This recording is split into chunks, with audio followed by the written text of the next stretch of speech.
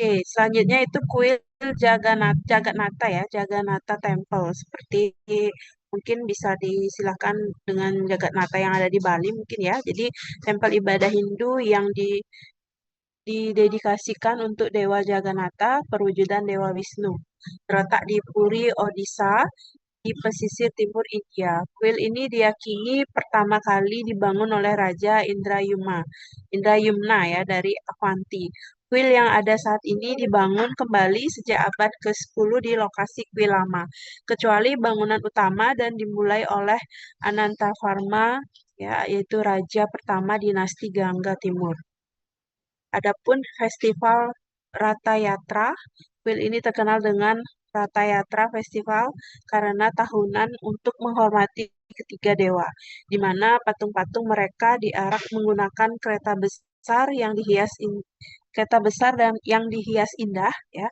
Ritual dipimpin oleh pendeta dari suku Bil Sabar serta komunitas lainnya. Tidak seperti patung di kuil Hindu lainnya, patung Jagannatha dibuat dari kayu dan diganti secara seremonial setiap 12 atau 19 tahun. Next, Kak.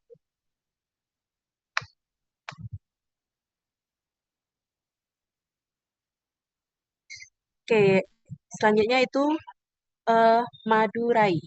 Madurai adalah salah satu kota tertua di India, terletak di negara bagian Tamil Nadu, di selatan India. Kota ini memiliki sejarah yang kaya dan dikenal sebagai pusat budaya keagamaan serta perdagangan selama ribuan tahun. Madurai sering disebut sebagai Athens of the East ya. Jadi tempat wisata utama mana terdapat kuil Menkas Aman ya. Jadi Tirumalai Nayakar Mahal, Pandiur Mariman Gandhi Memorial Museum, dan kuil Alagar Coffee itu yang berada di tempat wisata yang terdapat di Madurai. Oke, next.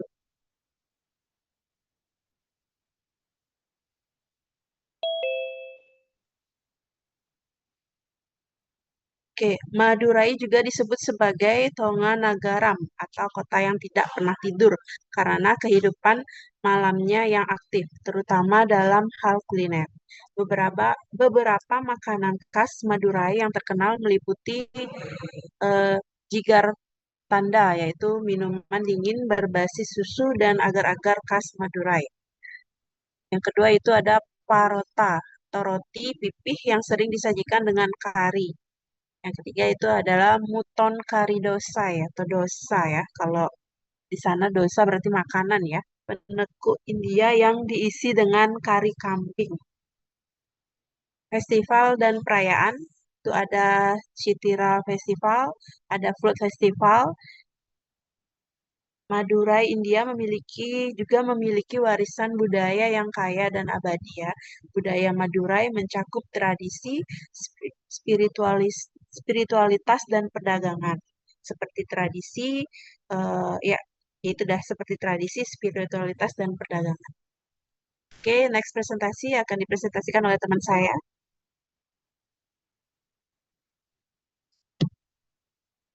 Baik, terima kasih Kamela. Selamat sore, rekan-rekan izin melanjutkan presentasinya. Religious spot in India selanjutnya yaitu Varanasi. Jadi Varanasi yang juga dikenal sebagai jantung spiritual India ini memiliki asal-usul dari menurut mitologi Hindu, Varanasi ini didirikan oleh Dewa Siwa. Kemudian nama Konark ini berasal dari Sanskrit Kona yang berarti sudut dan Arka berarti matahari, di mana ini berarti sudut matahari. Jadi simbolisme spiritualnya pun juga sering disebut bahwa kota ini sebagai ibu kota spiritual India. Selanjutnya ada juga kuil Kashi Viswanath atau salah satu kuil utama di kota ini. Adapun beberapa mitologi yang terkait Varanasi yakni pertama, kota yang diciptakan oleh Siwa, kemudian pertempuran kosmik, pusat moksa, dan kaitan dengan epik Mahabharata. Wisata utama yang dapat juga ditemui di kota ini yakni ada kuil Kashi Viswanath, ada juga Sungai Gangga dan Ghats, Sarnath, Esi Ghat, kemudian Manikarnika Ghat. Baik, slide selanjutnya. Jadi dengan sejarah yang berakar pada mitos dan tradisi kuno, Varanasi tetap juga menjadi simbol spiritual Hindu hingga hari ini, menarik jutaan peziarah dan juga pencari pencerahan dari seluruh dunia untuk wisata ritual spiritual.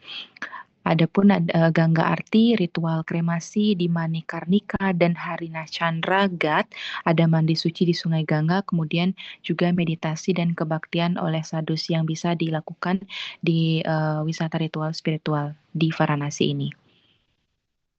Baik, untuk selanjutnya yakni kuil Vasino Devi atau Vasino Devi Temple, di mana dikenal juga sebagai kuil Sri Mata Vaisino Devi dan Vaisano Devi Bhavan adalah kuil Hindu yang terletak di Katra, Jammu, dan Kashmir yang didedikasikan untuk Vaisno Dewi, manifestasi dari Mahakali, Mahalaksmi, dan Mahasaraswati. Jadi kuil ini terletak di Gunung Trikuta pada ketinggian 5.000 kaki atau 1.500 meter. Tradisi sakti menganggapnya sebagai sakti Vita dan juga kuil ini diatur oleh Dewan Kuil Sri Mata Vaisano Dewi dan telah diketuai oleh Gubernur Jammu dan Kashmir sejak Agustus 1986. Baik, selanjutnya untuk dewa-dewi yang dipercayai ada Mahakali, Mahalaksmi, dan Mahasaraswati. Di kuil ini semuanya merupakan gambaran dari Dewi Waisno yang disembah di kuil tersebut. Adapun perayaan yang sering dilaksanakan atau dilangsungkan yaitu festival paling menonjol yang diadakan di kuil ini, yakni Navaratri atau Festival 9 Malam yang merayakan kemenangan Dewi atas setan jahat, dan Diwali, festival cahaya yang melambangkan kemenangan cahaya atas kegelapan, kebaikan atas kejahatan, dan pengetahuan atas ketidaktahuan. Spot selanjutnya yaitu ada Golden Temple atau yang dikenal dengan nama Harmandir Sahib, adalah sebuah kuil yang sangat suci bagi umat Sikh. Ciri khas dari Golden Temple ini adalah bangunannya yang terbuat dari marmer putih dan dihiasi dengan lapisan emas 24 karat di bagian atapnya dan juga memberikan kesan megah dan menakjubkan.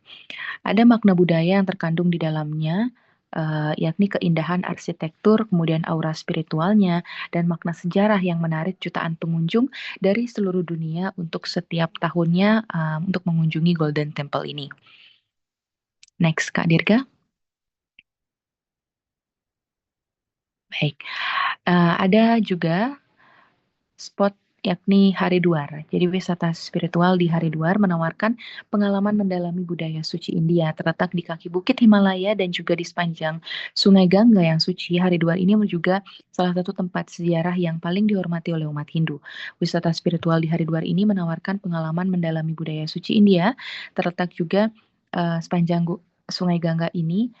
Tentunya ada hal penting yang perlu diketahui sebelum pergian, yakni etika budaya. Kemudian ketika berkeliling tetap mematuhi aturan yang ada, kemudian waktu terbaik untuk berkunjung juga dapat diperhatikan. Baik, untuk selanjutnya masih di kota Haridwar ini, yakni ada beberapa spot yang dapat lihat, yakni Harki Pauri, yaitu jantung dari Haridwar yang terkenal dengan Gangga Arti. Kemudian Gangga Arti yakni ada upacara malam yang mengagumkan dengan nyanyian rohani. Adapun juga kuil Mansa Dewi dan kuil Candi Dewi terletak di puncak bukit. Kemudian kuil-kuil kuno ini ada juga pasar lokal yang juga dapat dijelajahi, pasar-pasar dengan semarak yang menawarkan barang-barang spiritual di sekitar Haridwar. Baik, untuk selanjutnya presentasi akan dilanjutkan oleh rekan saya, Kak Wira. Baik, selamat sore. Mohon izin saya melanjutkan pembahasan mengenai beberapa masalah yang dihadapi dalam wisata religi di India. Yang pertama ada waste management atau pengelolaan sampah. Wisatawan yang datang dalam jumlah besar menghasilkan banyak sampah, namun banyak kota wisata di India yang belum memiliki infrastruktur pengelolaan sampah yang memadai, yang berupa sampah plastik dan makanan sering dibuang sembarangan, menyebabkan polusi dan merusak pemandangan alam serta situs bersejarah di India. India juga menghadapi masalah dalam mendaur ulang sampah dan membuang sampah dengan cara yang mohon maaf, membuang sampah dengan cara yang ramah lingkungan. Yang kedua, air pollution atau pencemaran udara. Pencemaran udara dalam masalah serius di India, terutama di kota-kota besar dan destinasi wisata populer misalnya Delhi, Agra, dan Jaipur sering mengalami kualitas udara yang sangat buruk yang dapat mempengaruhi pengalaman wisatawan dan kesehatan masyarakat. Emisi kendaraan dan pembakaran bahan bakar fosil yang tinggi berkontribusi pada polusi udara dan pariwisata massal hanya memperburuk situasi. Next, bisa dilanjut Kak Dirga.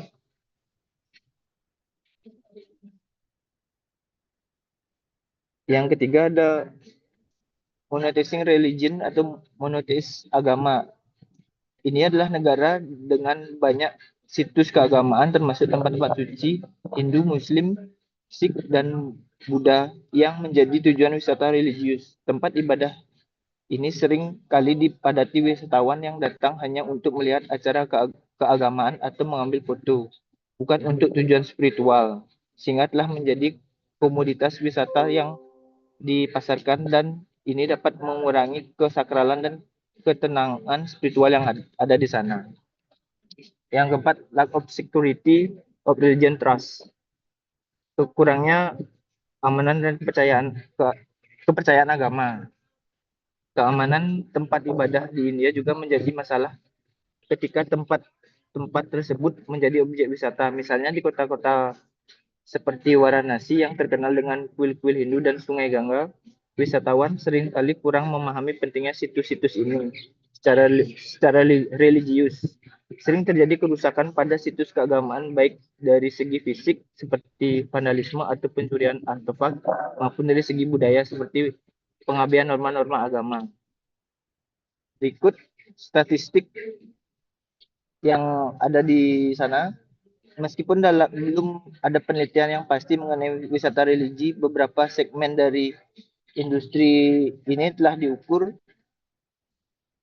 Sebuah studi yang dilakukan oleh Dewan Nasional Penelitian Ekonomi Terapan yang berbasis di Delhi menunjukkan bahwa dari 430 juta perjalanan wisata dilakukan di India, proporsi terbesar dari wisatawan religi, perjalanan tersebut yang dilakukan oleh masyarakat pedesaan dan perkotaan India, liburan di stasiun perbukitan dan bahkan perjalanan kota-kota metropolitan.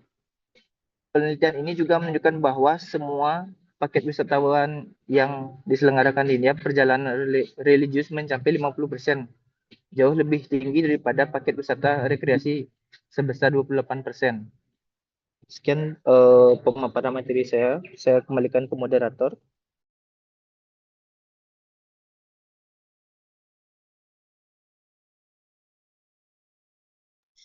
Baik, saya akan membacakan kesimpulan dari presentasi kami. Persata religi dan spiritual adalah fenomena kompleks yang menggabungkan aspek spiritual, budaya, ekonomi, dan sosial. Teori seperti spiritual motivation, sacred bus theory, sustainable tourism, memberikan kerangka akademis untuk memahami dan mengelola pariwisata religi secara efektif. Dengan pendekatan yang berkelanjutan dan inklusif, pariwisata religi dapat memberikan manfaat bagi wisatawan, masyarakat lokal, dan lingkungan. Adapun strategi pengembangan pariwisata spiritual yaitu pelestarian budaya untuk memastikan bahwa kegiatan pariwisata tidak merusak nilai budaya dan spiritual tempat suci. Pariwisata berkelanjutan mengelola pariwisata spiritual dengan mempertimbangkan aspek lingkungan dan sosial. Selanjutnya, edukasi wisatawan mengenai edukasi wisatawan dengan pentingnya menghormati budaya dan tradisi lokal, dan kolaborasi stakeholder yang mana bekerja sama dengan pemerintah, masyarakat lokal, dan LSM untuk mengembangkan pariwisata spiritual yang bertanggung jawab. Baik rekan-rekan sekalian, itulah tadi presentasi dari kelompok India. Sekarang kami buka untuk sesi diskusi. Apakah dari teman-teman ada yang ingin mengajukan pertanyaan? Ya, menarik ya tadi ya diajak jalan-jalan ke India itu, dari Varanasi, Kona sampai ke Kashmir. Kashmir itu tempat yang sangat menarik, itu ada salju di sana. Ya, bagi yang tidak suka Tirtayatra ya ke Kashmir menarik. Tapi yang bagi suka Tirtayatra ya tempat-tempat tadi itu kan, Jagannath Puri, di Orissa itu tempat yang sangat vital itu bagi kelompok-kelompok tertentu, terutama dari kalangan Waisnawa. Jagannath Puri itu ya, kalau di Bali itu kelompok-kelompok Hare Krishna itu ke sana. Nah kalau Konak itu memang pro kuno itu. Itu kan di samping juga heritage ya, tempat-tempat suci itu, samping situs juga di sana juga ada healing kan, ada healing, ada penyembuhan, kemudian ada event. Kalau India kan kaya sekali, kalau pariwisata Hindunya itu kan kaya sekali. Jadi lengkap itu, tapi tempatnya jauh-jauh semua. Itu dari Orissa ke Kashmir itu sangat jauh sekali. Kereta api mungkin 3 hari 4 hari terus terbang. Jauh, India kan luas seperti Indonesia, sangat luas. Jadi apa yang diceritakan itu tempatnya jauh-jauh semua. Ya, baik. Apa ada pertanyaan? Silakan. Izin Pak Dokter. Ya, silakan. Ya, saya Agus Lingga Pak Dokter. Selamat sore beserta teman-teman. Jadi izinkan saya sedikit bertanya dan juga sedikit ingin menegasikan bahwa memastikan saja bahwa tadi disebutkan Dewa Siwa itu membangun apa kalau tidak salah gitu. Apakah ada tekstualnya mengatakan Dewa Siwa yang membangun atau bagaimana itu? Kalau memang Dewa Siwa yang membangun, itu tukangnya siapa? Tukangnya yang gimana cara pembangunannya? Kalau ada secara tekstual itu tolong digambarkan sejarahnya yang bisa kita pahami. Dan yang kedua tadi di bukunya pun saya sempat buka-buka yang di Classroom. Di sana juga ada Jainisme. Jainisme ini saya rasa sangat terkaitan dengan filsafat Jaina, ya, yang itu sangat ada keterkaitannya antara Hindu India dan perkembangannya sampai di sini sekarang. Saya ingin tahu pandangan itu karena Jainisme itu sudah dituliskan dalam yang ada di Classroom. Jadi pertanyaan saya ini rasanya sangat masih ada di sekitaran. Karena saya suka sekali nonton Krishna, bagaimana Vrindavan itu menjadi benar-benar orisinil kah? Apa sudah ada perkembangannya kah Vrindavan itu? Apakah tidak ada kelemahannya pariwisata India ini? Apakah semua baik-baik saja seperti tadi, megah dan lain sebagainya? Kita tahu permasalahan di India adalah, mohon maaf, ada kebersihan yang kurang di sana. Bagaimana pandangan kelompok itu? Kenapa tidak mencantumkan hal-hal sedemikian? Itu lumayan banyak pertanyaannya. Semoga bisa membangkitkan diskusi. Terima kasih Pak Dokter dan teman-teman.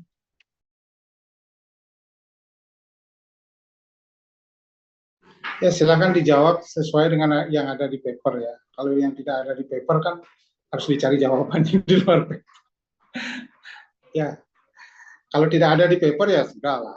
Itu berarti kan kita tidak bisa jawab yang ada di paper, karena kita kan nulis apa yang ada di paper kan. Jadi terbatas jawabannya berarti dari informasi di paper itu. Silakan.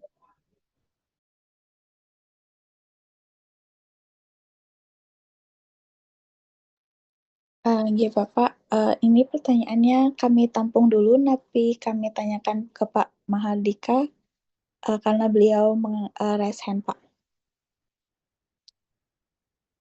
Pertanyaan lagi, oh iya silakan.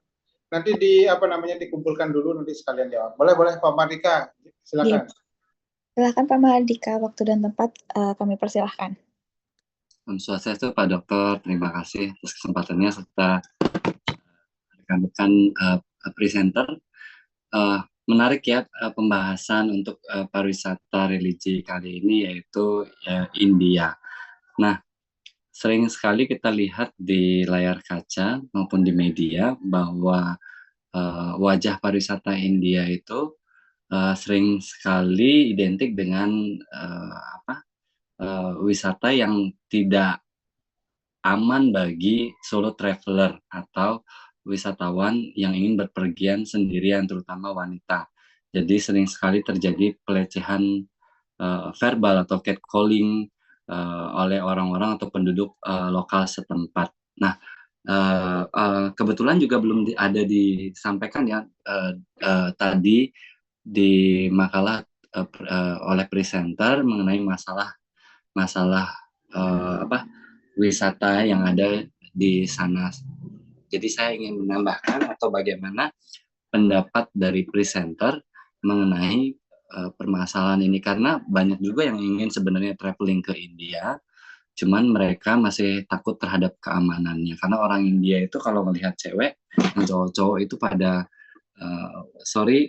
dikerumuni bahkan dikejar gitu ya, benar-benar seperti itu melihat wanita gitu, jadi benar-benar belak-belakan bahkan gitu, jadi di publik seperti monyet-monyet yang sedang mencari ini ya monyet betina gitu, jadi seperti mau musim kawin mereka gitu, jadi padahal itu pusat religi seperti itu. Nah, bagaimana tanggapan teman-teman presenter mengenai hal ini? Terima kasih.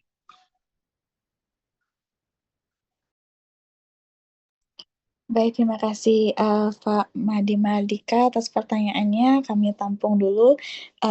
Kita akan beralih ke Pak Gusti Wijaya untuk mendengarkan pertanyaan dari beliau. Pak Gusti Wijaya, waktu dan tempat saya persilahkan, Pak.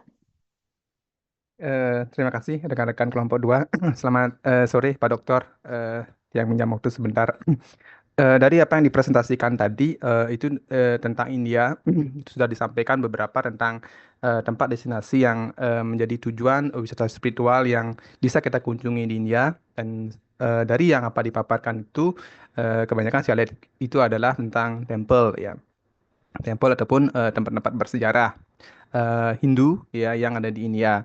Pertama, tadi sempat disebutkan itu di India itu tidak hanya ada agama Hindu saja ataupun aliran dari Hindu aja, tapi juga ada agama Kristen, Buddha, Sikh yang perkembangannya mulai berkembang juga di India. Nah, terus gimana dari rekan-rekan kelompok 2 melihat ini keberagaman agama yang ada di India dengan wisata spiritual yang dikembangkan di sana? Itu yang pertama. Terus yang kedua, terkait dengan wisata spiritual di India, itu tidak terlepas juga dengan keberadaan dari Sungai Gangga ataupun tempat-tempat suci yang ada di India. Tadi juga di sini tidak disebutkan bahwa ada tempat para yogi, para petapa itu melakukan yoganya itu di Gunung Himalaya. Nah, gimana kelompok 2 menyikapi ini keberadaan Gunung Himalaya sebagai tempat boleh dikatakan disucikan di India, tempat para dewa-dewa beliau berstana di situ, dan tempat para yogi juga menerima anugerah ataupun wahyunya dari di situ. Nah, sebagai wisata spiritual, bagaimana kelompok tim dari kelompok 2 ini menyikapi keberadaan Himalayan yang saat ini untuk perkembangan wisata spiritual?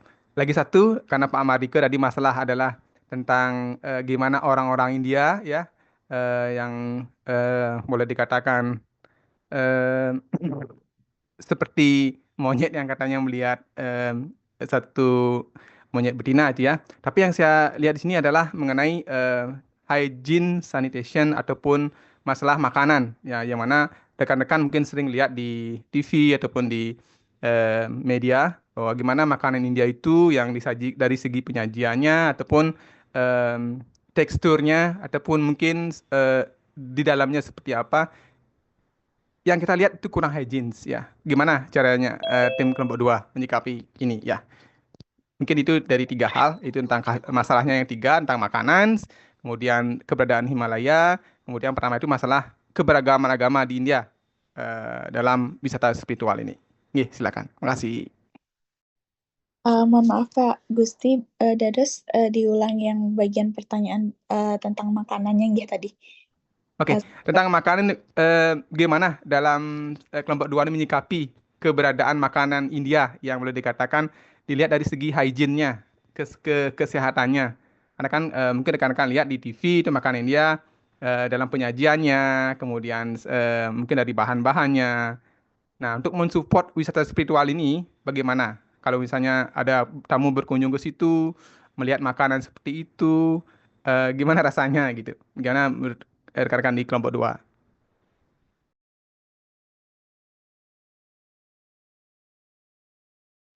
Baik, terima kasih atas pertanyaannya Pak Gusti Wija. Kami dari kelompok 2 meminta waktu sedikit untuk berdiskusi dan merangkai untuk jawabannya.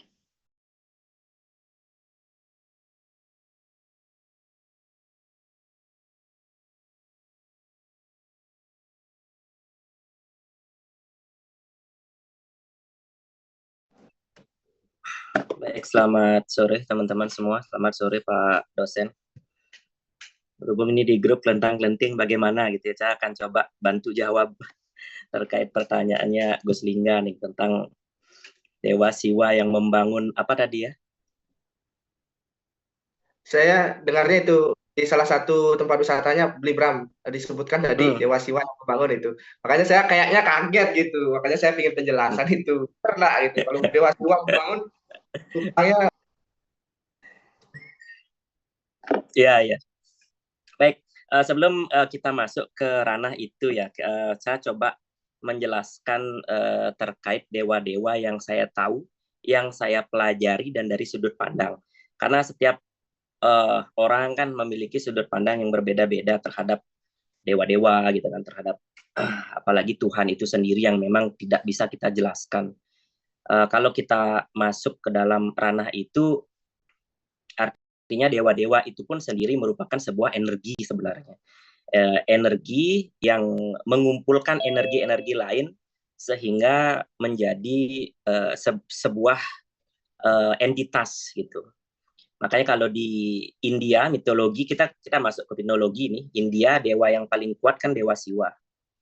Nah, kenapa Dewa Siwa? Karena Dewa Siwa tidak membatasi penyembahnya dia.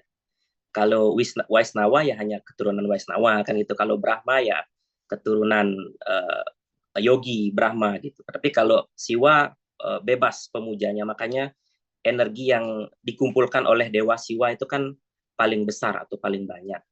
Nah, kalau kita berbicara tentang mitologi, semua agama memiliki mitologinya masing-masing. Termasuk kita di Hindu. Dikatakan konon kan pasti akan seperti itu, tetapi secara realitanya kan apakah bisa dibuktikan secara empiris atau tidak kan itu pertanyaannya. Kalau dibilang bahwa Dewa Siwa membangun sebuah candi, kuil dan lain sebagainya pun tidak bisa kita juga buktikan dan itu juga tertulis di dalam sebuah kitab suci.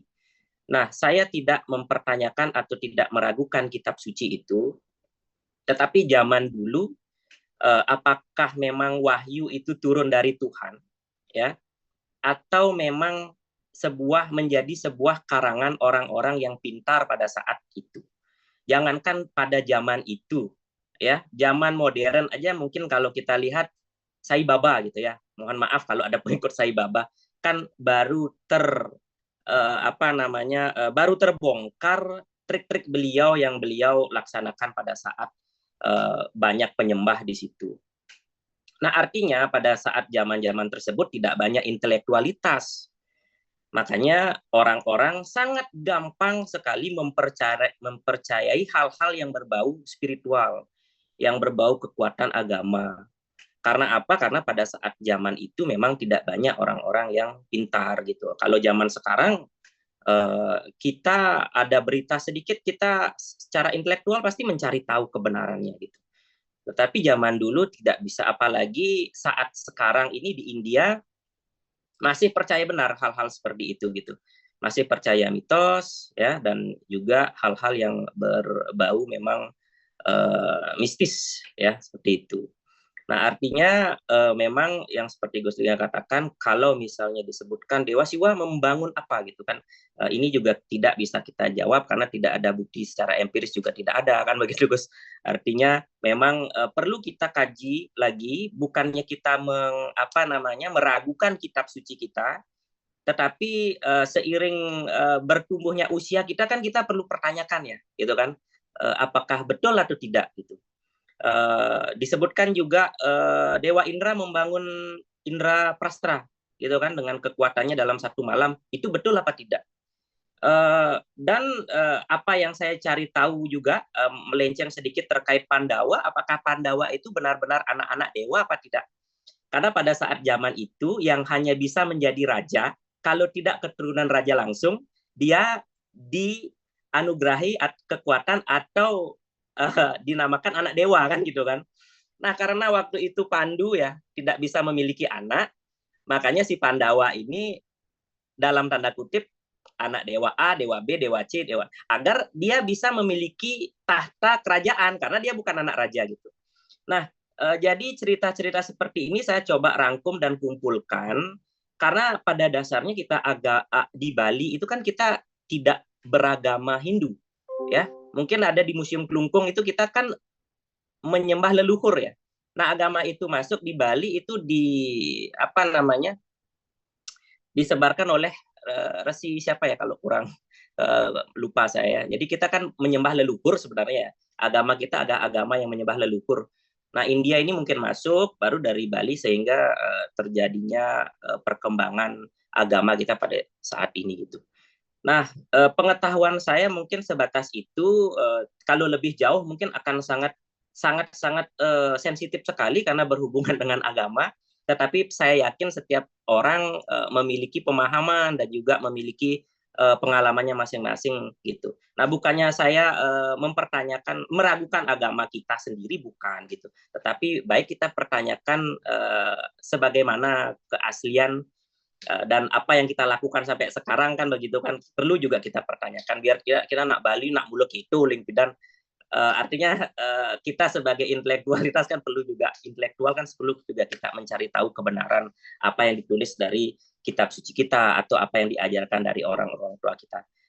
Saya kira itu Gus Lingga ya, saya tidak bisa menjelaskan lebih jauh terkait dengan apa yang telah dibangun Dewa Siwa, tetapi saya mencoba untuk memberikan atau membagi sedikit apa yang saya tahu sih dari apa yang saya baca dan apa yang saya alami. Terima kasih. Terima kasih Bli Bram, jawabannya bisa saya terima karena tadi saya juga agak bertanya-tanya karena di bukunya pun juga tidak ada mengatakan narasinya Dewa Siwa membangun A dan B. Karena juga dari beberapa literatur tadi menarik diskusinya. Berbagai literatur memang benar pembuktian secara empiris ditambahkan. Kalau kita baca juga awatara kita yang lahir ke dunia adalah Wisnu semua. Wisnu dan Indra ya bisa dia sama masih Wisnu. Tapi untuk Siwa itu sendiri mungkin karena banyak pengikutnya, energinya banyak, ajarannya banyak, mungkin pengikut-pengikut beliau yang membangun atas rasa mengagumi dan mempercaya beliau sebagai wujud kekuatan yang paling tinggi, siwaistik itu, karena dia bersifat pelebur. Jadi terima kasih Bram jawabannya. Baik, terima kasih Gus Ingat. Satu lagi yang saya tambahkan adalah memang mohon maaf ya, dan dari yang saya tahu memang para dewa ini juga mengumpulkan energi dari penyembahnya.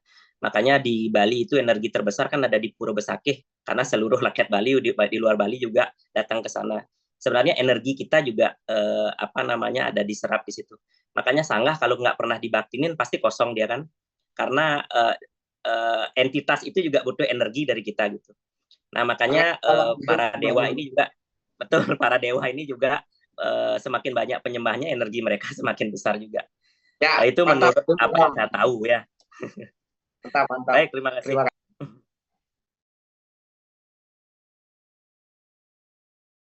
Baik, terima kasih Kak Bramadi dan Kak Gus Lingga atas pertanyaannya. Diskusi untuk pertanyaan pertama dari Kak Gus Lingga. Apakah ada teman-teman yang ingin menambahkan sebelum kami beranjak ke penanya setelahnya? Ada yang ingin menambahkan? Om Swastiastu, Kak Gita. Ya, silakan Pak Tutsarka. Swastiastu, Pak Dokter, dan rekan-rekan semua. Jadi menarik sekali apa yang ditanyakan oleh teman kami, Pak Haji Bagus Lingga, dan juga ditanggapi oleh Saudara Bram terkait dengan di slide yang ditayangkan tadi bahwa ada muncul kalau tidak salah saya dengar begitu Dewa Siwa membangun sebuah kuil dan seterusnya. Jadi khusus yang ingin saya tambahkan adalah tentang spiritual dan religi, yaitu pariwisata spiritual dan religi. Nah, jadi suatu objek atau destinasi akan dikemas demikian rupa untuk membuat calon wisatawan itu penasaran apakah betul sebuah tempat dibangun oleh dewa. Nah, jadi itu kemudian ketika seorang wisatawan atau kelompok wisatawan memutuskan untuk mengunjungi sebuah situs atau destinasi wisata, khususnya spiritual dan religi, nah mereka sebelum sampai atau sudah sampai di lokasi, mereka akan mencoba untuk bertanya seperti anak-anak kecil, ya, anak-anak kecil berusaha terus bertanya dan lain sebagainya, atau mengorek pertanyaan atau jawaban dari narasumber-narasumber yang ada, baik itu di buku literatur maupun dari narasumber-narasumber yang mereka anggap bisa memberikan penjelasan terkait dengan sebuah tempat suci atau kuil yang dibangun oleh seseorang atau oleh dewa atau para dewa. Nah, jadi itu merupakan suatu seni atau strategi pemasaran sehingga calon konsumen atau wisatawan akan melihat situs yang ditawarkan kepada wisatawan dan mencoba untuk artinya googling, atau kalau mereka sudah sampai di lokasi, nah di sana, nah jadi tugas pemandu, nah pemandu di sana di kuil atau di mana saja destinasi spiritual atau religi itu, nah akan memiliki peran penting untuk memberikan edukasi kepada wisatawan yang berkunjung.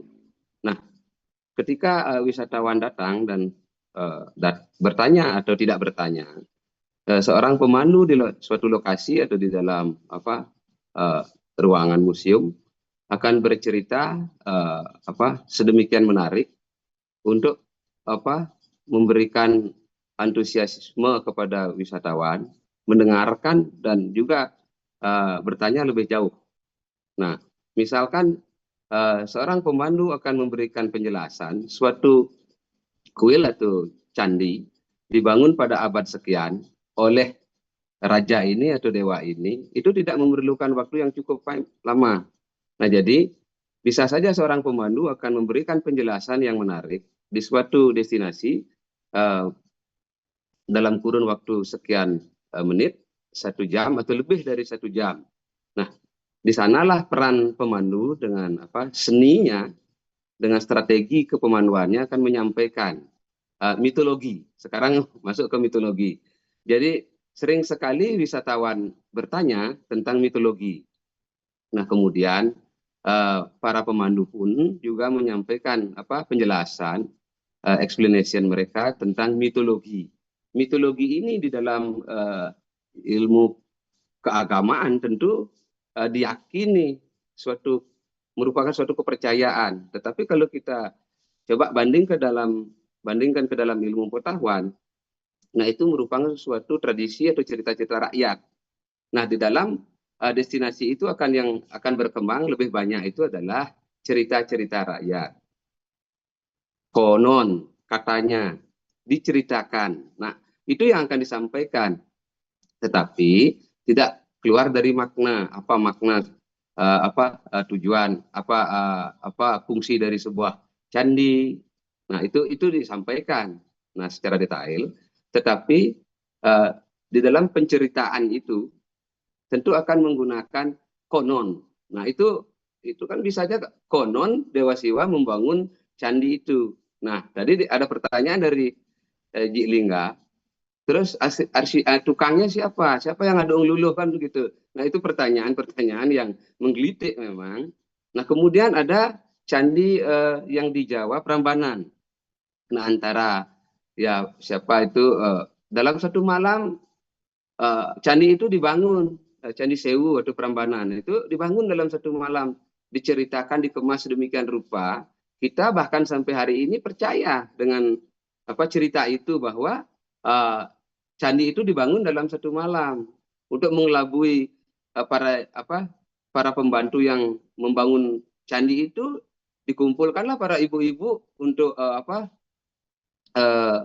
nebuk atau mengelupaskan padi dan membakar jerami-jerami sehingga ayam-ayam berkokok dan para dianggap sudah terang matahari terbit. Nah, sehingga gagallah arsitek itu membangun candi dalam satu malam dalam jumlah 1000. Nah, terjadilah di sana kutuk mengkutuk. Nah, itu kan cerita yang dibangun untuk menarik suatu tempat untuk bisa dijadikan suatu situs dan juga berdasarkan sejarah, fakta sejarah.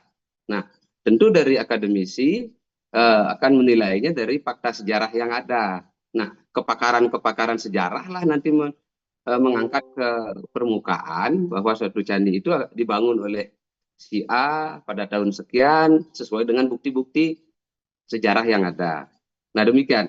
Tetapi menurut saya hal itu tidak perlu dipertentangkan karena tujuannya adalah bagaimana membangun pariwisata spiritual, religi yang berkelanjutan, sehingga di candi-candi yang ada di kuil-kuil yang ada di India itu akan selalu didatangi oleh berjuta-juta wisatawan dari seluruh mancanegara.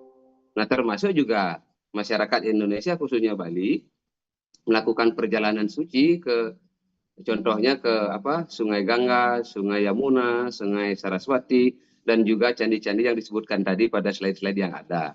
Nah, demikian tambahan saya, Kak Gita dari kelompok India yang mempresentasikan hari ini. Semoga bisa menambah pengetahuan saya juga khususnya. Terima kasih. Baik, terima kasih Pak Cacarka atas opini dan argumen yang diberikan. Baik, kita ya ke Pak. Oke, Kak Gusdina ternyata sudah bergabung. Oke, kita lanjut saja ke bagian pertanyaan Pak Gusti Wija terlebih dahulu. Untuk Kak Misri, waktu dan tempat saya persilahkan, Kak. Baik, terima kasih Kak. Apakah suara saya terdengar? Ya, terdengar Kak. Baik, izin menjawab pertanyaan dari Pak Gusti itu bagaimana menyikapi makanan yang di India bisa dilihat itu kurang higienis ya, yang dimana bisa kita lihat di sosial media itu dilihat sejorok itu gitu. Nah, kalau melihat dari media sosial itu memang banyak yang menunjukkan kondisi makanan di India yang tampak kurang higienis. Nah, tapi ada beberapa hal yang perlu kita lihat juga ya.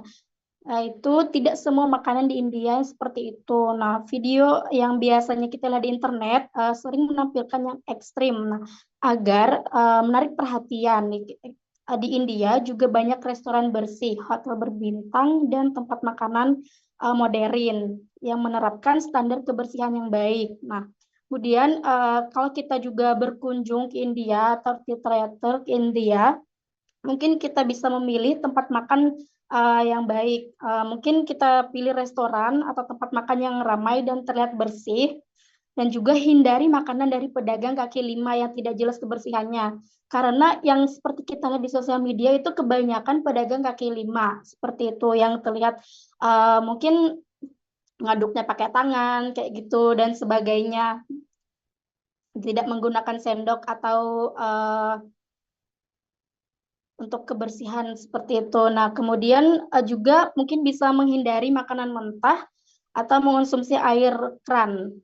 Jangan minum air keran lebih banyak, lebih baik itu membeli air kemasan yang bersegel. Nah, kemudian juga itu hindari es batu karena dibuat dari air yang kurang bersih seperti itu. Kemudian kalau misalkan beli buah-buahan, itu lebih baik membeli buah-buahan yang tidak dikupas secara langsung, seperti itu.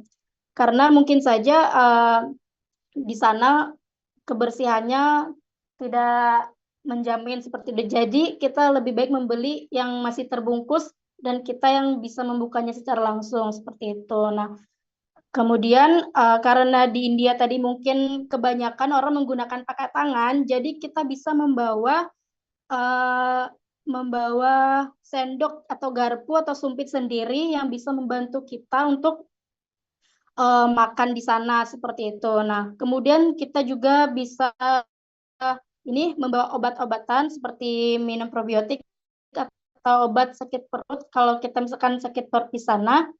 Nah, kemudian karena mungkin berbeda ya makanan di Indonesia dengan India. Jadi karena bumbu di India itu mungkin kalau saya lihat di video ya karena saya juga tidak pernah ke India, bumbunya di sana terlihat sangat kuat seperti itu. Karena makanan di Indonesia dengan di India jauh berbeda. Nah, intinya itu pokoknya jangan terlalu takut lah kalau misalkan kita ke India atau jalan-jalan ke India jangan terlalu takut tapi tetap waspada. Kalau memilih tempat makan itu dengan cermat dan menjaga kebersihan ya kayak seperti itu. Mungkin itu saja jawaban dari saya. Mungkin eh, bisa ditambahkan oleh teman-teman yang lain. Terima kasih untuk pertanyaan dari Pak Gusti. Terima kasih, Kak. Saya kembalikan ke moderator. Baik, terima kasih Kak Misri. Saya akan mencoba menjawab pertanyaan dari Pak Gusti juga. Yang pertama itu tadi pertanyaannya tentang wisata spiritual di India yang di India yang mana kita ketahui ada banyak aliran di sana gimana wisata spiritualnya. Tadi saya sempat mencari juga di internet bahwa banyak sekali memang aliran yang ada di India. Ada Hindu, ada Buddha, kalau nggak salah tadi ada Jainisme, Islam, Kristen pun ada di sana. Nah, jadi setiap kota itu memiliki tempat suci sesuai dengan alirannya, Pak. Nah, tetapi saya juga nggak berani bilang bahwa 100% di sana semua aliran ada di dalam kota tersebut. Nah, contohnya kalau yang Hindu kan sudah dibahas tadi, mungkin saya tambahkan untuk aliran agama Buddha itu nama tempatnya itu Bodh Gaya yang ada meditasi dengan di bawah pohon Bodhi dengan pembacaan sutra di biara-biara dengan fokus pada pencerahan, nirvana, dan delapan jalan kebenaran. Nah, ada juga aliran Jainisme yang tempat sucinya Ranakpur, Palitana, dan ritualnya itu adalah seperti ziarah ke tempat suci, ke Palitana, dan meditasi, dan juga puasa untuk mencapai kesucian jiwa. Nah, filosofinya itu seperti di agama Hindu itu ada ahimsa, yang mana mereka ketat sekali menjalankan itu dalam ritualnya. Dan juga ada aliran agama Islam yang ada namanya Ajmer Sharif, itu ziarah ke makam wali sufi, doa di masjid-masjid besar. Jadi filosofinya itu seperti keimanan pada satu Tuhan atau tauhid dan dalam kehidupannya setelah mengalami kematian. Dan juga ada juga aliran agama Kristen. Itu ada Basilika Bom Jesus di Goa. Ada nama ritualnya itu adalah ziarah-ziarah juga ke gereja-gereja tua dan doa pada perayaan Natal yang khas. Filosofinya masih tetap sama dengan perayaan Natal, itu kasih sayang, pengampunan, dan kehidupan bersama. Nah, untuk pertanyaan tentang Gunung Himalaya tadi, sepertinya agak dilema karena Gunung Himalaya kita sucikan, tetapi Saya belum pernah ke sana sih, Pak. Apakah dibuka secara umum wisatawan boleh berkunjung ke sana? Nah, jadi menurut saya jika itu dibuka secara umum untuk wisatawan berkunjung dan juga disucikan, itu kita harus menemukan solusi yang seimbang dengan mana regulasi wisata yang mana pemerintah India dan komunitas di sana itu perlu menetapkan aturan dan menjaga kesakralan tempat tersebut, seperti mungkin membatasi jumlah pengunjung, mengatur area khusus untuk meditasi. Setelah itu, sebelum wisatawan memasuki daerah wisata Gunung Himalaya, kita adakan dulu edukasi untuk wisatawan, apa saja yang tidak boleh dilakukan, dan lainnya. Dan kita bisa memasang yang mana zona sakral, yang mana zona umum di tempat tersebut. Jadi meskipun Himalaya ini adalah tempat suci dan membukanya untuk wisata, jadi bisa menjadi cara untuk memperkenalkan bagaimana kesakralan yang dimiliki oleh Gunung Himalaya tersebut dan menjaga nilai spiritualnya. Saya akan menambahkan sedikit tentang makanan yang di India yang belum hygiene yang mana kita ketahui di sosial media. Itu cara kita kembali ke cara kita bagaimana memang India terkenal dengan cita rasa yang kaya dan bumbu yang pekat. Namun dari segi kebersihannya ada perbedaan standar dengan di negara-negara lainnya. Baik, itu saja yang saya bisa tambahkan untuk pertanyaan dari Pak Gusti Wija. Untuk teman-teman lain, apakah ada yang ingin menanggapi dari pertanyaan Pak Gusti Wija sebelum beliau merespon dari tanggapan kita? Baik, kita ingin menambahkan sedikit mengenai bagian yang Himalaya tadi. Silahkan Pak Ya, Malik. untuk Himalaya sendiri, kita tahu ya itu adalah pegunungan, jadi bukan satu gunung. Pegunungan terbentang sangat luas. Jadi gunung itu membentang di beberapa negara, bukan hanya India. Jadi ada Nepal, kemudian Tibet, India juga salah satu termasuk, ya Pakistan juga masuk, Bhutan juga masuk gitu. Jadi influence-nya memang agamanya itu Hindu, kemudian Buddha atau Buddhism.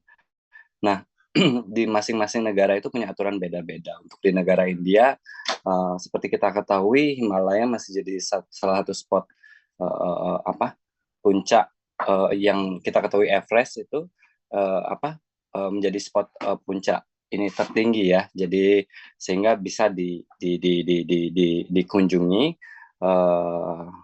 bahkan didaki gitu. Cuman memang di beberapa spot seperti di Gunung Kailas itu sangat dilarang gitu. Kailas sendiri kalau sering nonton film Mahadev, itu film yang Siwa, itu stananya atau istana dari Dewa Siwa, dan sangat dilarang. Orang yang punya penglihatan spiritual tinggi sangat merasakan vibrasi energi di Gunung Kailas itu. Jadi sama sekali tidak boleh didaki. Jadi menjawab pertanyaan Pak Gusti tadi, apakah Himalaya boleh dikunjungi? Boleh di beberapa tempat, di beberapa akses, tapi di beberapa spot sangat-sangat dilarang. Terima kasih. Baik, terima kasih Pak Mardika atas tanggapannya mengenai pertanyaan dari Pak Gusti. Mungkin dari Pak Gusti bagaimana Pak atas tanggapan teman-teman sekalian? Baik, terima kasih atas tanggapannya, dan terima kasih juga tambahan dari Pak Mardika tadi ya tentang beberapa hal terkait dengan Himalaya ini ya. Mungkin itu memperkuat gini kita bahwasanya memang bisa dikunjungi, dan ada beberapa spot yang seperti yang rekan di kelompok 2 juga sampaikan tadi memang tidak bisa dikunjungi seperti Kailasnya. Yang makanan juga saya bisa terima itu karena kan anggapan kita sebagai seorang wisatawan peziarah ataupun wisatawan spiritual, tentunya kita pergi kan tidak mungkin tidak makan kan gitu. Jadi tentunya ada beberapa hal yang mungkin disampaikan tadi jawabannya mungkin kita bisa terima, itu mungkin kita bisa lakukan seandainya kita berkunjung ke India seperti itu. Oke, terima kasih banyak kelompok 2 atas tanggapannya. Baik, terima kasih Pak Gusti. Kita akan beralih ke pertanyaan ke Pak Mahardika nggih. Dari rekan kami, Kak Hawita akan mencoba merespon untuk pertanyaan dari Pak Mahardika. Kak Hawita, tempat saya silahkan. Pertanyaan saya lagi mengingatkan saja, kurang lebih lagi 3 belum terjawab ya kita. Terima kasih. Baik, nggih. Saya mencoba untuk menjawab pertanyaan dari Pak Mahardika. Mengenai pertanyaannya yang mana seringkali kita lihat wajah pariwisata di India itu identik sekali dengan pariwisata yang tidak aman dengan solo traveler karena terjadi pelecehan atau oleh masyarakat setempat. Baik, jadi memang benar ada beberapa stereotip terkait pariwisata di India, terutama mengenai masalah keamanan bagi solo traveler, terutama perempuan yang sering kali berhubungan dengan pelecehan atau tindak tidak aman. Namun penting untuk kita ingat bahwa India adalah negara yang sangat besar dengan beragam budaya dan kondisi. Dan pengalaman perjalanan bisa sangat bervariasi tergantung pada lokasi dan persiapan yang dilakukan. Mungkin menurut saya ada beberapa hal yang bisa kita lakukan untuk meminimalkan risiko. Mungkin yang pertama, kita dapat melakukan riset sebelum berpergian, yang mana dapat mengenal lebih dalam tentang destinasi yang akan dikunjungi, termasuk melihat review akomodasi dan juga transportasi, memilih transportasi umum yang sudah terpercaya. Dan yang kedua mungkin kita dapat menggunakan pakaian yang sopan dan sesuai budaya. Hal ini menjadi salah satu cara juga untuk mengurangi perhatian yang tidak diinginkan dengan mengenakan pakaian yang sopan dan sesuai dengan norma budaya setempat. Dan yang terakhir ada yang mana kita tetap waspada dan juga menjaga barang bawaan. Yang terakhir ini sebenarnya tidak hanya untuk di pariwisata di India, pariwisata di tempat lain pun mungkin sama seperti itu. Kita mungkin mampu selalu waspada terhadap lingkungan, menghindari pamer-pamer barang berharga meskipun dan memastikan barang-barang pribadi tetap aman. Mungkin itu jawaban saya untuk Pak Mahardika. Mungkin ada teman yang lain yang bisa menambahkan. Sekian dan terima kasih. Baik, dari rekan-rekan sekalian, apakah ada yang ingin menambahkan?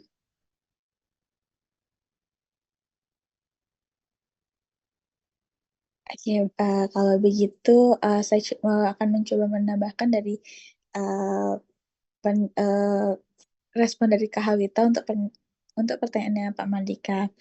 Jadi keamanan bagi solo traveler di India mungkin masih menjadi pusat perhatian, terutama bagi perempuan karena salah satu yang disebutkan tadi kasus pelecehan dan juga ketidaknyamanan yang dialami oleh wisatawan. Tetapi tidak semua tempat mungkin tidak semua tempat di India itu tempat yang berisiko tinggi untuk seorang solo traveler.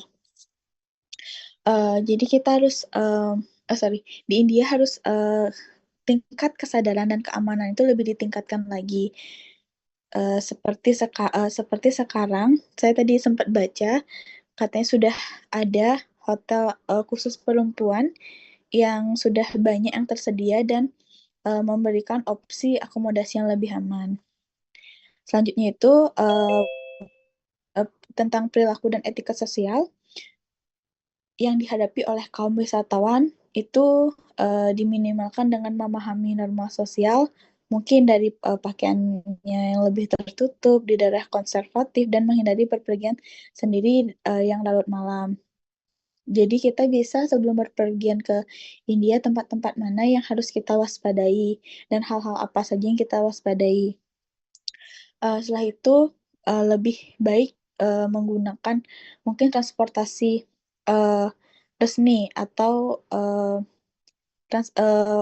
transportasi dari hotel mungkin yang bisa lebih menjaga keamanan kita. Itu saja dari saya untuk Pak Mahardika. Dari rekan-rekan yang lain, apakah ada yang ingin menanggapi lagi?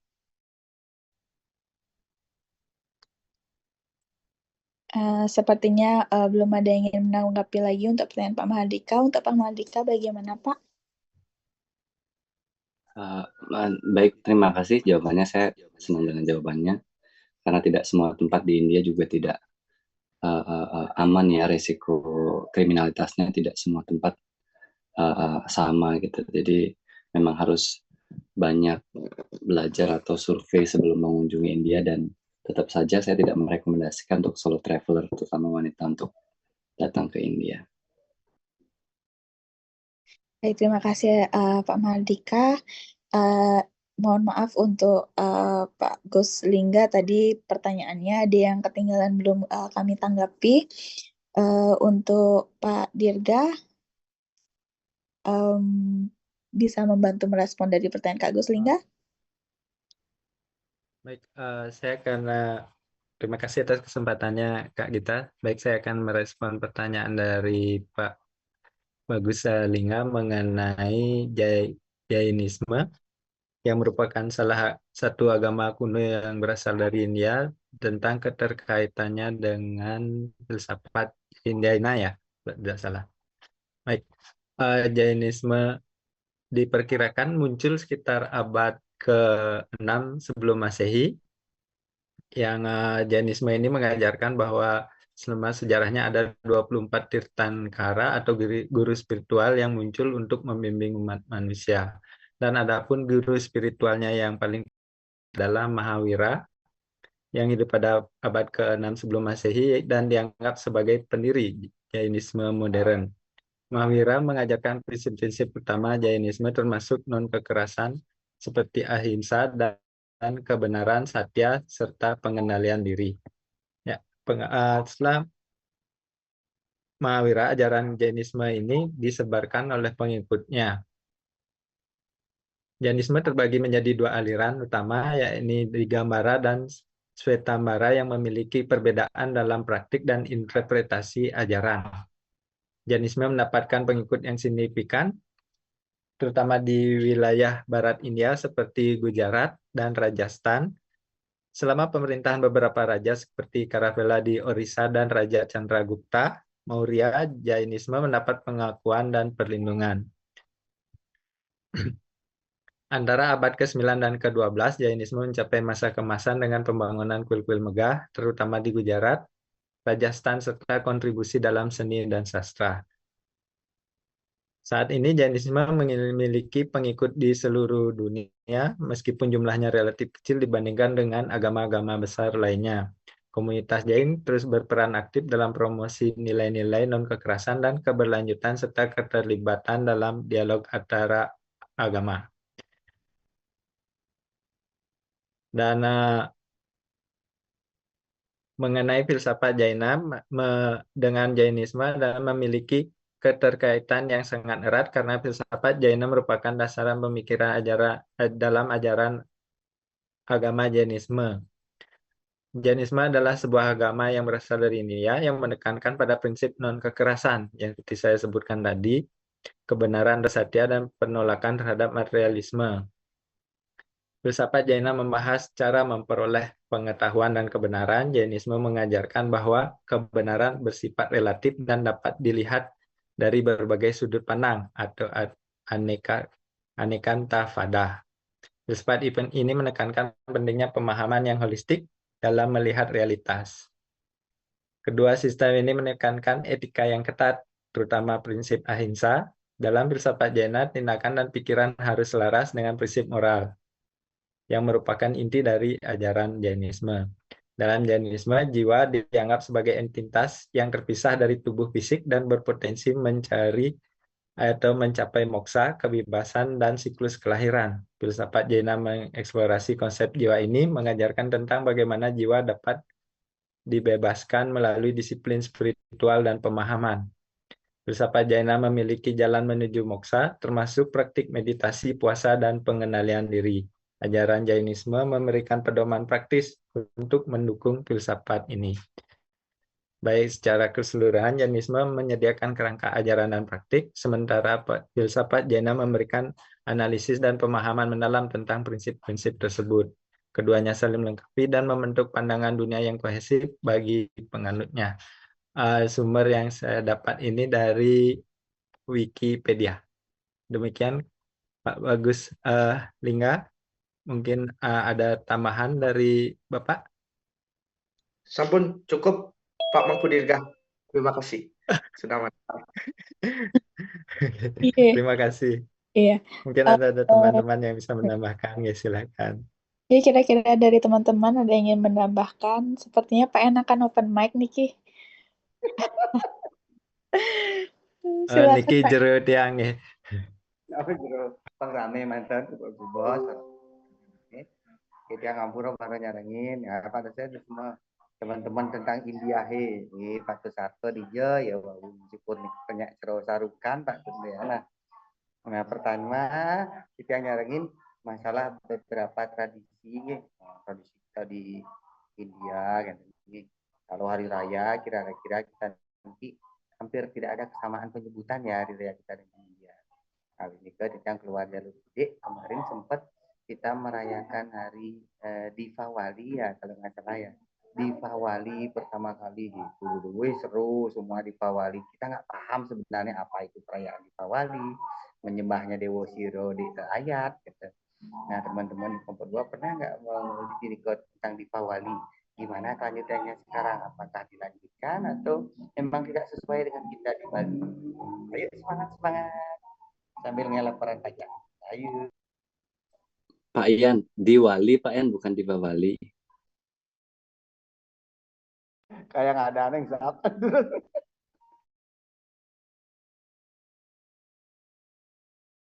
Ya, saya kira tidak perlu melebar sampai sejauh itu ya.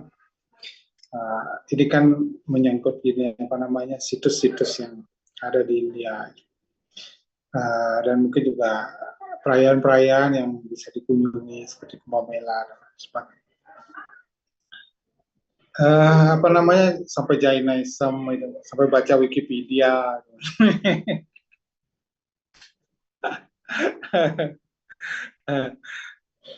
Ya apa yang ada di paper aja. Di paper di India itu luas sekali ya, luas dengan keanekaragaman.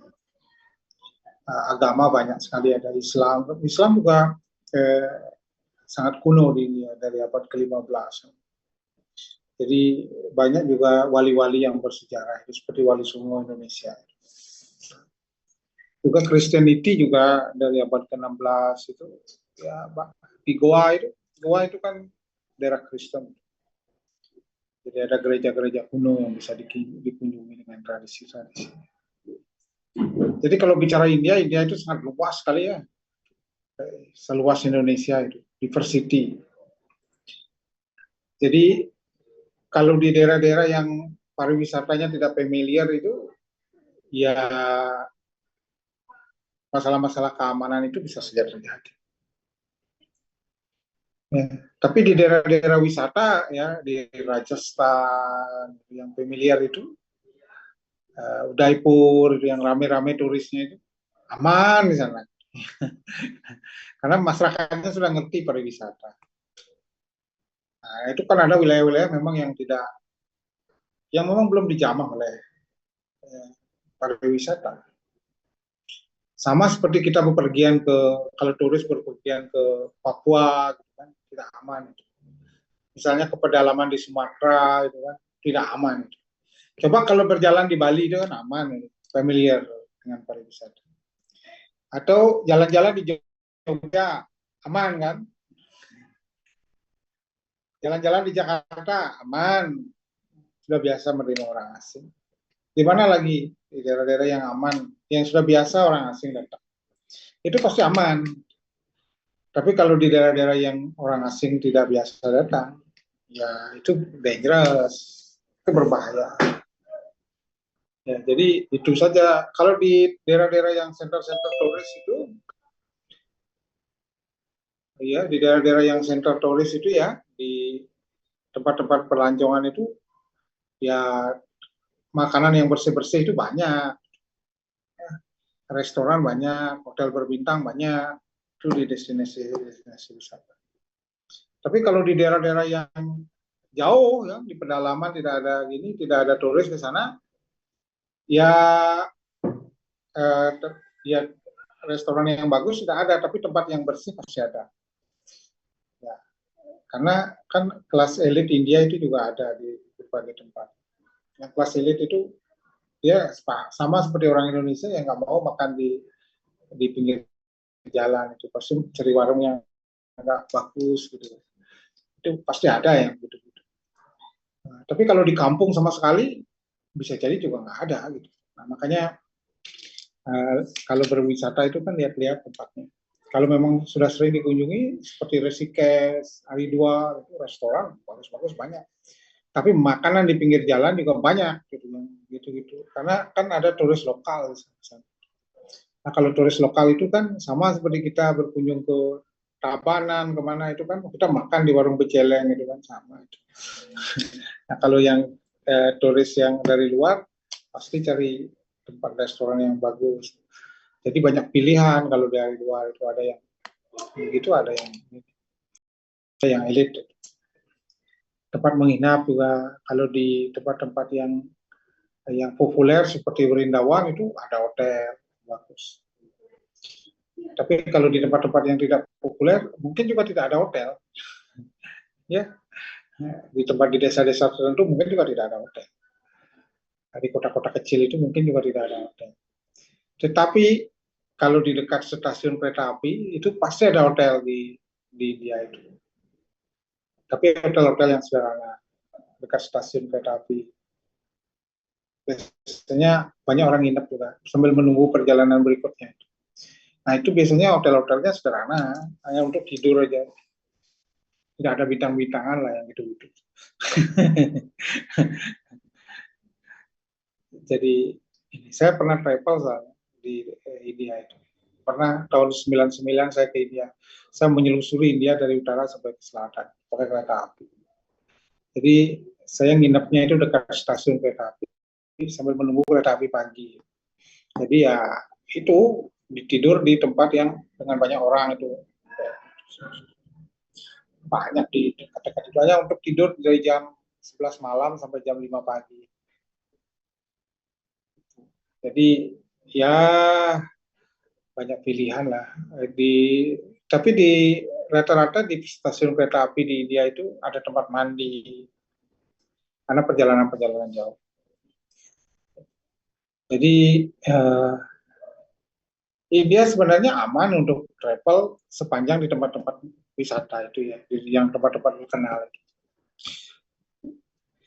Yang tadi disebutkan di itu Jagannath Puri apa itu banyak orang asing datang ke sana, aman.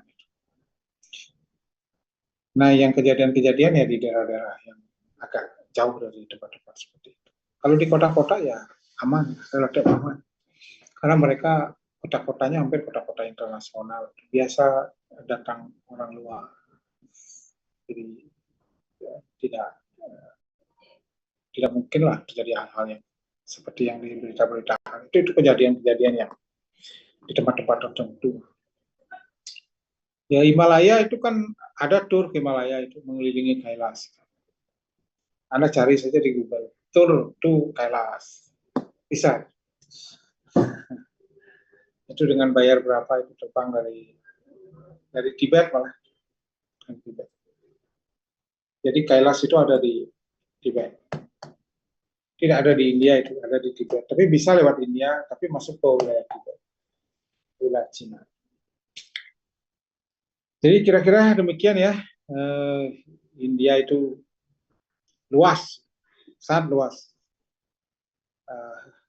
Dan memang banyak cerita-cerita tentang itu ya, tentang pemujisata. Itu biasanya cerita-cerita yang ada di mitologi itu namanya di Purana ya. Tentang Dewa Siwa membuat pura. Gitu. Tapi biasanya nggak Dewa Siwa membuat pura, nggak begitu. Tapi Dewa Siwa pertama menjatuhkan lingganya di sana. Gitu. Nah, lingga itulah yang berkembang kemudian menjadi tempel seperti sekarang. Tapi cerita-cerita itu ada di Purana-Purana. Cerita-cerita masalah. Jadi untuk Hindu itu tidak hanya di India, tapi di Pakistan juga banyak sekali tempat-tempat suci Hindu, termasuk di Bangladesh. Itu kan semuanya wilayah Hindu dulu. Kemudian kok banyak penduduknya yang konversi ke Islam di daerah-daerah Pakistan dan Bangladesh. Tapi tempel-tempel Hindu masih banyak di sana yang bersejarah, yang banyak dikunjungi oleh orang-orang.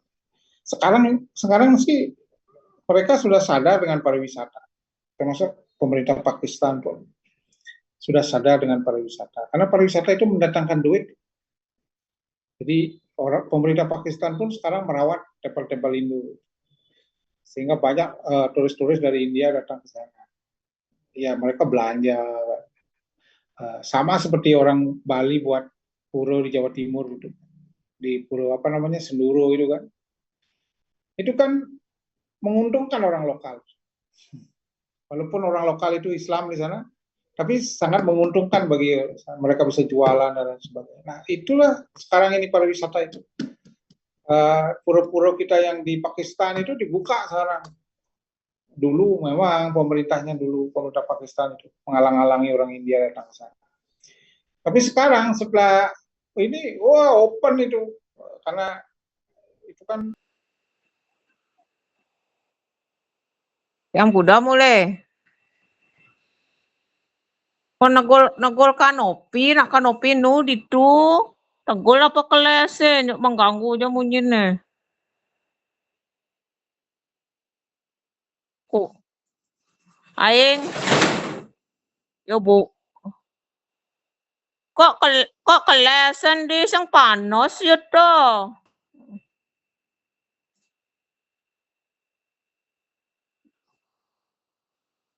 Di sisi lujang mobilnya tegol yang dinding hidang kok.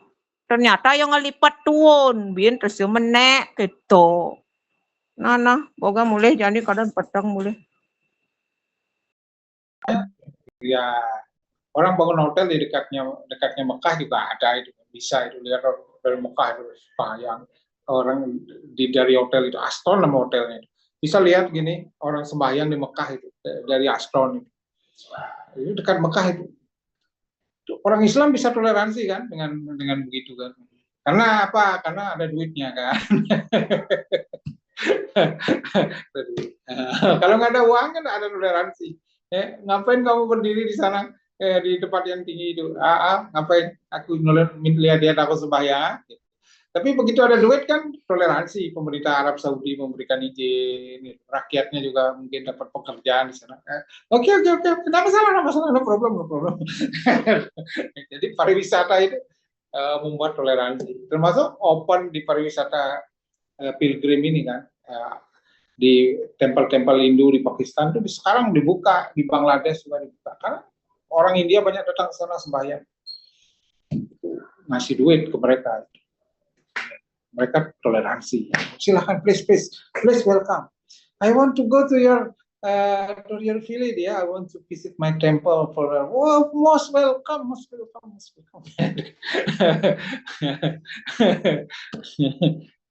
Karena bukan duit. Jadi uang itu bisa membuat toleransi. Itulah makanya pariwisata itu kita bangun itu untuk membangun toleransi. Termasuk nanti kita akan membuat pusat pilgrim agama Buddha di Jambi, agama Hindu di Prambanan, Buddha di Borobudur. Itu kan akan membangun toleransi di Indonesia. Saya kira itu ya. Nanti dibaca-baca lagi. Nanti ada 3 paper lagi ya. Minggu depan itu kita 3 paper kita presentasi. Biar kita selesaikan itu semua.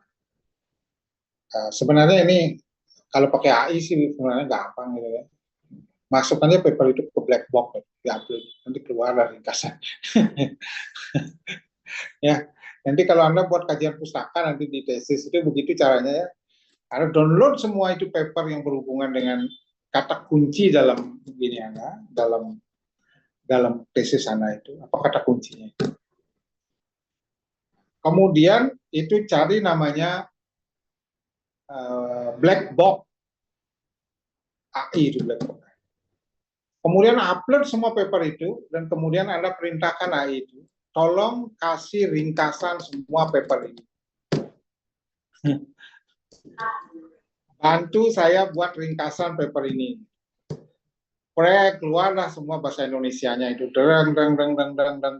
gitu ya, langsung itu. Jangan, sekarang mahasiswa sekarang itu tesis itu buat paper kajian pustaka hanya 5 paper. Itu namanya tidak paham teknologi itu ya, tidak paham teknologi. Itu mudah ini harus cara belajar